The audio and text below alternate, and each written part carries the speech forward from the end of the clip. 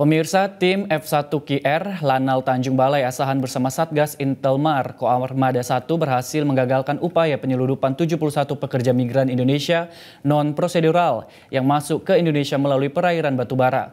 Dalam proses penangkapan ini, nakoda dan satu anak buah kapal menceburkan diri ke laut dan hilang.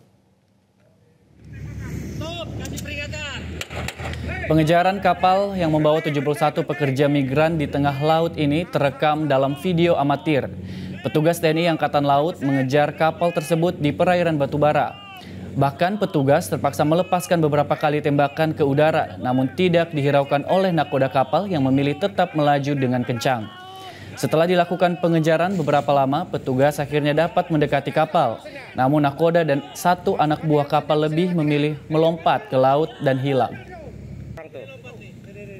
Saat dilakukan penggeledahan, petugas menemukan 71 PMI ilegal, satu diantaranya anak di bawah umur dan satu lainnya seorang warga Rohingya.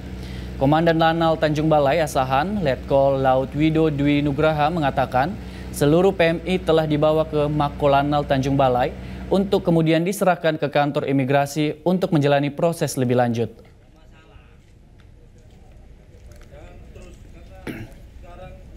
Jelajahi cara baru mendapatkan informasi. Download Metro TV Extend sekarang.